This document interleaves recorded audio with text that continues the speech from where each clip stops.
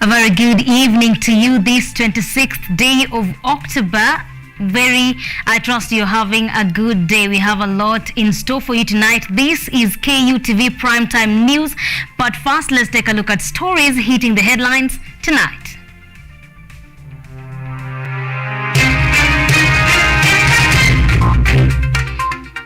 President William Ruto welcomes Spain-based investors in Kenya in an effort to boost economic growth in the country.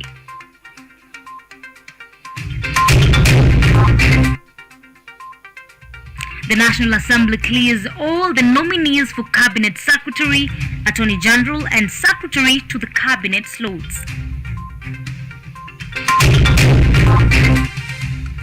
Kenyatta University holds an inauguration ceremony for the newly elected Student Council.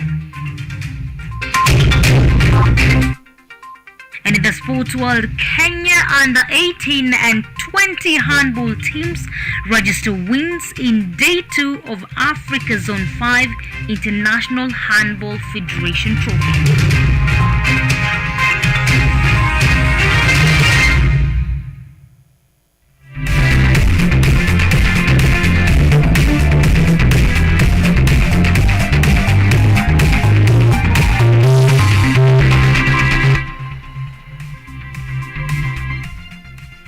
Our sign language interpreter tonight is Sami Okello. I am Imbinda. Welcome to the broadcast.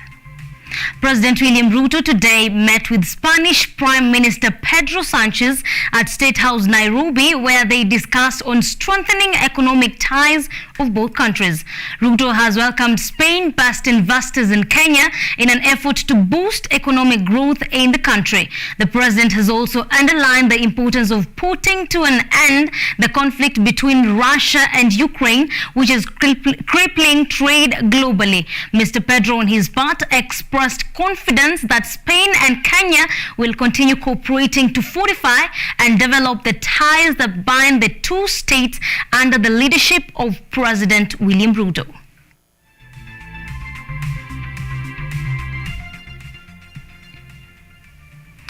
Penina Malonza has finally been approved by the National Assembly to serve as the Minister of Tourism following a vote conducted by the members of Parliament today to overturn the committee's decision to reject the nomination of Malonza, whom they claimed lacked competence to run the ministry. Eugene Mayabi with that report. I want to congratulate. In a procedural motion to regularize the decision of the House, Irene Kasalu, the Member of Parliament for Kitui, moved a motion to approve Malonza's nomination. The motion was seconded by Endebe's Member of Parliament Robert Pukose, who urged the House to overturn the Approval Committee's decision to reject Malonza. The MPs gathered against the report from Tuesday, slamming the committee decision, saying Ms. Malonza was targeted in an unfair way. They argued that Ms. Malonza had the integrity and professionalism that allows her to manage such an office. And then realize that this is a very for the right person and somebody who is working, and therefore give her the opportunity to serve this country in a different capacity. We must look at the law as it is, Mr. Speaker. Article 152 of the Constitution does not stipulate the requirements of what a cabinet secretary should be. She is among the top cream of the society, and so I would want to join others and say that she qualifies for the position. When Speaker Moses Wetangula asked a question to Parliament to pass the report of the committee to reject the appointment of Malonza, the MPs unanimously refused to support the report and therefore together approved Malonza's nomination. As members of that opinion say aye. Aye. Will those of the contrary opinion say nay? The ayes have it. However, nominated Member of Parliament John Badi questioned the approval of Malonza's nomination, saying she has no experience in the ministry she was appointed to lead. We are approving a cabinet that I think the mindset of the appointing authority was not on service delivery. This is not a cabinet that is going to bring economic revolution in this country. This is not a cabinet that is going to have Kenya take off from a middle-income economy. This is a cabinet that lacks competence, integrity in many aspects. Penina Malonza now awaits to be sworn in alongside the 23 cabinet secretaries who were approved yesterday. Malonza replaces Najib Balala, who served as a Minister of Tourism for more than 12 years in the administration of the late Mwai Kibaki and that of the retired President Uhuru Kenyatta. Today's plenary session of the National Assembly has cleared all the nominees for Cabinet Secretary, Attorney General and Secretary to the Cabinet slots. The names will now be submitted to the President for gazettement, with their swearing-in expected to follow. The special motion is on the approval. MPs met this morning to finish what they had started yesterday but left pending, that is, on the nomination of cabinet secretaries. They deliberated on the vetting report tabled by Majority Leader and member of the Committee on Appointments Kimani Ichung'wah. The MPs were more than willing to add their inputs to the Speaker Wetangula-led committee findings. Mimi naomba tu Mungu kwa siku karibu tuone Wakenya wenyewe wakikataa kuteuliwa iwapo wanajua wako na madoadoa. Manake Mheshimiwa Spika, kuna baadhi yao ambaye wako na doa kulingana na maadili yao Mheshimiwa Spika. This is a cabinet that was informed by political expediency. The President has actually appointed 2027 campaign managers, regional campaign managers. The President is simply telling us that we give him a cabinet that is not going to function because he's ready to run the entire government system, machinery and structure from State House using advisors. Mr. Speaker, I've been charged 17 times before I became a member of parliament, and all those cases, none of them could stand the test of time. Mr. Speaker, we cannot judge as members of parliament because we already judge out there, and we have to give people opportunity, Mr. Speaker, to be heard at any level, so that at least, Mr. Speaker, it is not about regimes that are going to judge us. According to the committee report, all the nominees demonstrated knowledge of topical, administrative and technical issues relating to their dockets, except for Penina Malonza, who the plenary later voted to save and will serve as CS for tourism, culture and heritage.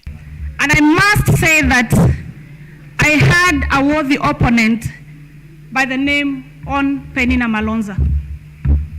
And having her as my opponent, I can only say good words about her. On Penina Malonza is a brave woman. The MPs gave a clean bill of health to the immediate former Speaker, Justin Muturi, to serve as Attorney General to advise the government on legal matters. Mercy Wanjau was cleared to be the Secretary to the Cabinet, taking a position former President Kenyatta declined to fill despite being pressurized to do so. Emuhaya MP Omboko Milemba urged the nominees to have an open door policy in service to the nation. The Moi cabinet had many challenges of them being too much loyal at the expense of working for the people. But the previous cabinet equally suffered the same. And those who are taking cabinet positions, including Honorable Ndwale, who is seated here, I want to ask them to be people who will be loyal not only to the executive, but to the people of Kenya. President Ruto is racing against time to keep his numerous campaign promises, with the decision by Parliament allowing him to release the Kenyatta cabinet, who stayed on for a smooth transition. Dennis Omondi, KUTV. Nairobi Governor Johnson Sakaja has unveiled his 10-member cabinet. The list of the members has been presented to the County Assembly of Nairobi for vetting and approval. Among those nominated, only 2 members of the executive served his predecessor Anne Kananu's administration. Shadrach Simiyu with more details. 2 months since his inauguration as governor, finally the Nairobi County Governor Johnson Sakaja has broken his silence and unveiled his cabinet that will work closely with him in serving the Nairobians. Sakaja has unveiled a cabinet of 10 members who will head various ministries in the county. They include Charles Kirech, Brian Mulama, Patrick Mbogo, Stephen Mwangi, Ibrahim Auma, Rosemary Kariuki, Maureen Njeri, Anastasia Mtethia, and Susan Salaitoi. Others who are nominated are David Njoroge, who will be his chief of staff, Lawrence Wambua as economic affairs advisor, Elias Mtuma, legal advisor, Samora Otieno, health advisor, William Dungu, political advisor, and Washington Yoto will be mobility advisor. Among those nominated, only 2 members of the executive served his predecessor Anne Kananu's administration. The names of the nominees have been presented to the County Assembly of Nairobi for vetting and approval. While making the appointments, Sakaja said the team was carefully selected and competent. He added that what they promised in their manifesto shall be fulfilled. Shadrach Simiyu, KUTV. Thank you, Shadrach Simiyu, for that report.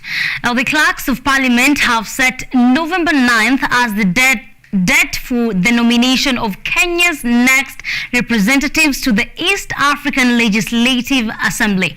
According to the public advertisement issued by Jeremiah Nyegene and Sarah Kioko, who are serving as presiding officers, a person seeking for nomination for election by a political party has until November 2nd to submit their applications. Political parties are expected to propose 27 names to the committee for vetting, and a vote will be taken in the 2 houses to pick 9 names that will represent Kenya in the regional assembly.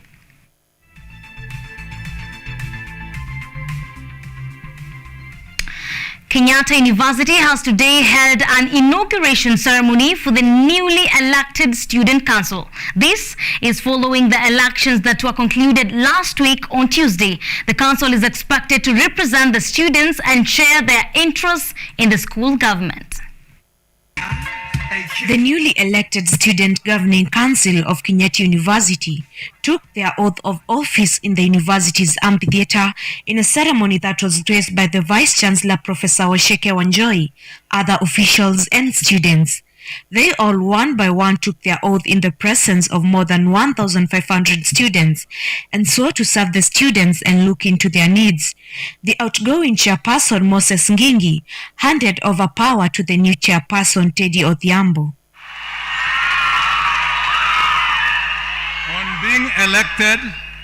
On being elected, a member of the Student Governing Council, do swear. Dr. Daniel Oyo, the chairperson of Kusa Electoral Commission, noted that he was pleased by the students' conduct during the election, saying that they kept the peace. He also said that the election was fair, calling it, and I quote, a comrade's choice, end of quote. And to crown it all, the congresspersons and delegates, by a majority of votes, elected the United Bureaucratic Action Alliance in the position of Student Governing Council to be their leaders this particular year. The Vice-Chancellor Professor Washeke Wanjohi termed the event as important for the university. She encouraged the new council to strike a balance on leadership as they now will deal with real issues and asked them to work as a team to make the university work. She also said that she was happy that there was no violence and congratulated the students. And the congressmen and women who have successfully ended their term, I want on behalf of management to thank you for the service that you have rendered this university and the working relationship that you had with the university management. The students were happy with the newly elected council and had a lot to say. And there is an issue of this the needy kitty program in our school. So we expect it to be distributed with equity. We expect them to do as promised, to a little promise, that it's a students' coalition and not Uber coalitions. Following the KUSA officials' inauguration, expectations from students are high, hoping that they will deliver on the promises they made during the campaign season. Teresia Maluki, KUTV, Nairobi. Now, my director tells me it's time to take a short break right here at KUTV Primetime News. We'll be back with more updates, including a story about managing autism. Keep your feedback and comments coming across all our social media handles at KUTV_Kenya, at Mercy Imbinda using the hashtag KUTV Primetime News. We'll be back with more. Don't touch that dial.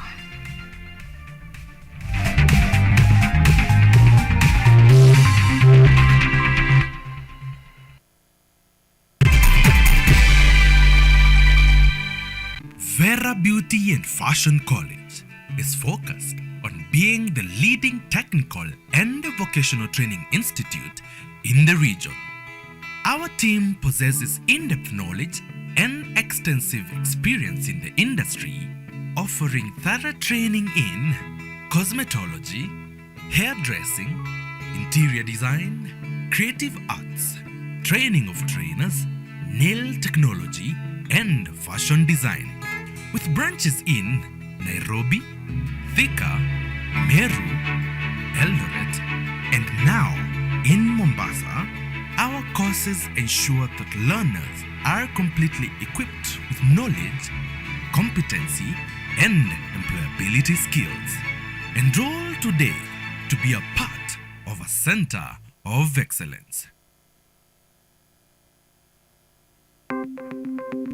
Maelfu na maelfu ya wahamiaji wakiwa na watoto kutoka nchi za Amerika ya Kati wanaendelea kuwasili kwenye mpaka kati ya Marekani na Mexico. But folks, I'm going. Thank you very, very much. I appreciate it. Thank you. Ni habari kutoka pembe zote duniani. People pass vuguvugu. People pass ni idea. Sazidi ananyonya, hanyonyi vizuri, anakuwa hayuko comfortable. Jeshi la Jamhuri ya Kidemokrasia ya Kongo linapambana na waasi wa ADF. Wanatoa wito kwa mashirika, makampuni na vile vituo vya uchukuzi. Mambo mengi yatakwenda kama yalivyopangwa. Hapa ni kuna mmoja wa viongozi wa chama cha wavuvi katika eneo hili. Zaidi tunajaribu kuwapa chanjo ili ina boost ama inanyanyua kinga ya mwili, ndio inaenda kupelekea kupambana na virusi. Ni dunia ni leo, Jumatatu mpaka Ijumaa, moja kwa moja kutoka VOA Swahili, Washington DC.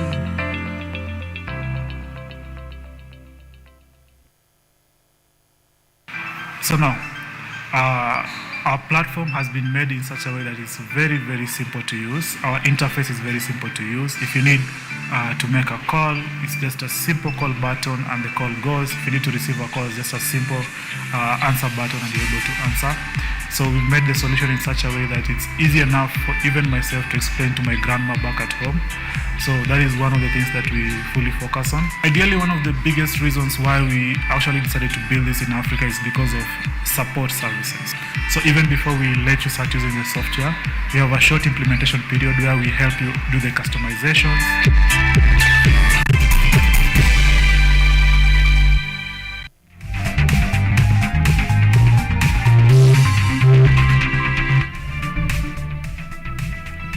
Thank you for keeping it KUTV Primetime News. Welcome back. Senate Health Committee, led by Uasin Gishu Senator Jackson Mandago, on Tuesday launched investigations over the death of Travis Minor, a 2-year-old boy who died at Kenyatta National Hospital while receiving treatment. The committee said it will be interrogating medics from the hospital as well as the baby's mother to narrate the ordeal that transpired on the fateful day and deliver justice for the baby. Travis was buried last week on Tuesday in Ndula Village, Thika, Kiambu County. Similar cases of disregard of patients in dire need of emergency services have been reported in the past, leading to loss of lives. Autism spectrum disorder is a developmental disability caused by differences in the brain. According to a health survey done, 6% of children with disabilities in the country are suffering from autism spectrum disorder. This has caused worries to the specialists who are now advocating for regular therapy to manage autism, especially among affected children. Autism, which is a brain disease, as of late caused an alert to the health sector in our country for its recent cases. According to the statement from Celestine Omondi, the chief occupational therapist in Kenyatta National Hospital, is that the autism cases have overtaken that of cerebral palsy, which was common in the 80s and 90s, adding that the cause of autism is not yet known, with occupational therapy said to be a way of managing the condition, and the children will be able to live normal lives. A small study was done in 2018 in Kenya, and the few who were captured, we were given that at least 6% of the population of children with different abilities are children with autism spectrum disorder. Muranga First Lady Wambui Kangata, who graced the occasion on autism advocacy, pleaded that special programs should be given to mothers with autistic children and those with cerebral palsy to ensure they get access to occupational therapy. Rebecca Kimanzi, who is the county occupational therapist, said that the number of patients wanting the service at the public facility is high, pointing out that over the past 3 months they have attended to over 300 patients. Hapa Murang'a County tuko na population kubwa ya watu ambao wako na ulemavu ama wako na shida tofauti tofauti. County mzima OT tumekuwa tukiona patients kama miezi 3 imepita, tumeona wangoja kama 3,025, na county ya Murang'a tuko na facilities kama 7 ambazo tuna offer services za occupational therapy. Studies have also revealed that there is no cure to autism spectrum disorder. For KUTV, I'm Edward Nyamu. The body of slain journalist Arshad Sharif, who was killed in the hands of the Kenyan police 3 days ago, arrived in Islamabad early today. Sharif was fatally shot in the head by the police after he and his driver allegedly breached a roadblock that had been set up to check on motor vehicles using the Nairobi-Magadi highway in Kajiado County. The 50-year-old journalist will be buried in Islamabad on Thursday, October 27th, in accordance with Islamic rites. Pakistan High Commissioner to Kenya Sakleen Seda called on the Kenyan government to conduct thorough investigations into the shooting to avoid any diplomatic tiff. The court has ruled that the Internal Affairs Unit IAU of the National Police Service can carry on with investigating 4 officers from disbanded Special Service Unit SSU of the Directorate of Criminal Investigation DCI, and afterwards decide whether to handle it internally or otherwise. Ruling at Kahawa Law Court, Senior Principal Magistrate Diana Muchache said that AIU can go on with the investigations as long as the Independent Policing Oversight Authority IPOA has not taken over the matter. The 4 officers who were arrested over kidnapping and disappearance of 2 Indians and 1 Kenyan had challenged the IAU's investigation into their conduct, urging that the unit could not prosecute them. The officers, through their advocates, will appeal the ruling at the High Court. And away from that, ZTech University Vice Chancellor Professor Njenga Munene has called on the government to formulate policies to protect young university innovators from exploitations by firms.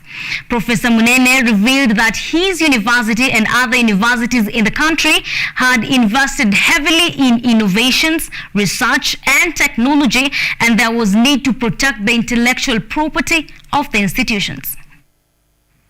As Kenyan university scholars strive in scaling innovations to new heights in a bid to beat the unemployment dragon, big companies have devised new trickery techniques aimed at defrauding the young innovators in what can be described as intellectual innovation theft.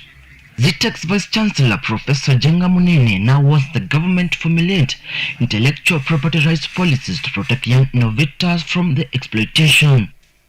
And therefore the issue is we have a weak system for supporting our own innovators in terms of IP, that is the intellectual property protection. So the KIPI needs to up its game.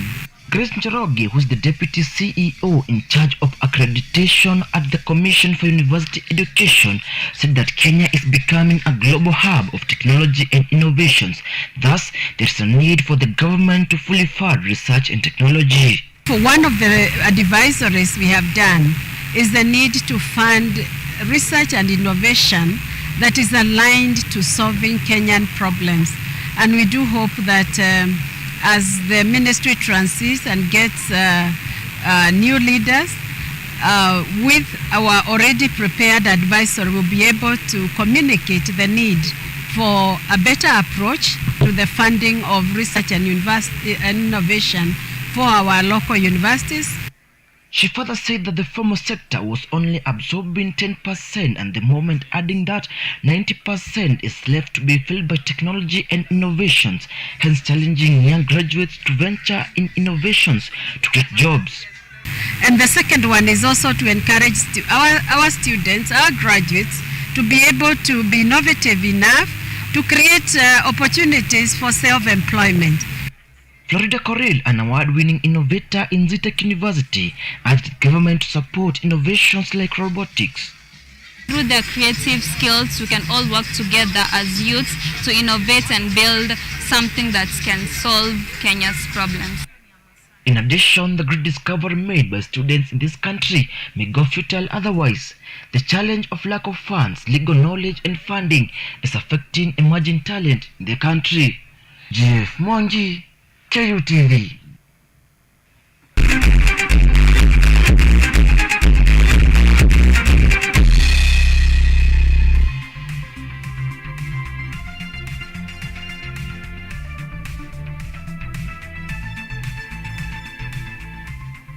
It's now time to get sporty. Kenya under 18 and 20 handball teams registered wins in Day 2 of Africa's Zone 5 International Handball Federation Trophy to boost their chances of clinching tickets to carry Kenyan flag in the upcoming Africa International Handball Championship. Both under 18 and 20 teams are in high spirit and are confident of positive results. Kenya National Handball Under-18 team stamped up its authority as a powerhouse after subjecting South Sudan to 57-9 massacre at Nyayo Stadium to record 2 straight wins in a row. Low-paced game at the beginning, but I think the boys are doing well because it's a championship, and the attack of the other team did not warrant a lot of techniques. The youngster under the tutelage of the assistant coach are optimistic of a good outing. Defending the crown they won in last edition in home soil will be a dream come true. It's a big thing, especially if you're at home. Lifting the trophy at home is really great. The team is aware of constant threat posed by teams like Burundi and Uganda, but that won't slow them down. Eyes will be on the prize. Mimi nataka kuhakikishia Wakenya wenzangu kuwa tumejipanga, tumengoja hiyo mechi zingine, na vile vile tunahakikishia ushindi kwa hizo mechi zingine. Kwa sasa siwezi sema kuna timu tishio, acha tungoje tuone venye kutakuwa. After struggling against strong Burundian side, Kenya under-20 men's team bounced back from defeat with a 49-15 win against sloppy South Sudan to keep hopes alive of representing the country in the next continental showpiece. Both under-18 and 20 teams will be keen to bag all maximum points in the remaining fixtures in a bid to hunt down Africa International Handball Championship ticket to fly Kenyan flag in the international competition. Auma Evans for KUTV, Nairobi.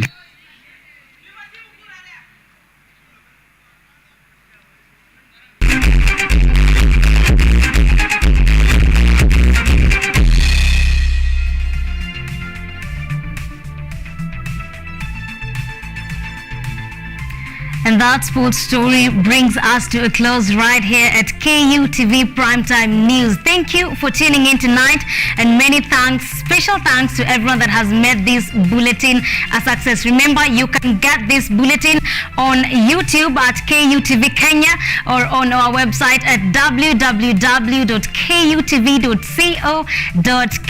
Keep your feedback and comments coming at KUTV_Kenya at Mercy Imbinda using the hashtag KUTV Primetime News. Our sign language interpreter tonight has been Samuel Kelo. I am Imbinda Mercy. Good night.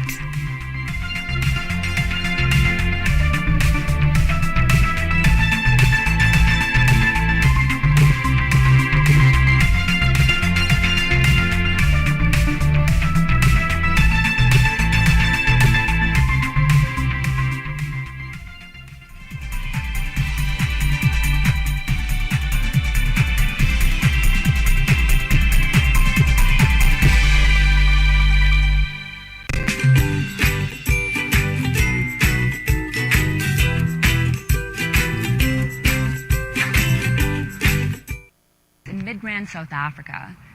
The African Union is set to be holding peace talks between Ethiopian and Tigrayan leadership this week. Very little information about the negotiations has been released by the parties involved. The Ethiopian government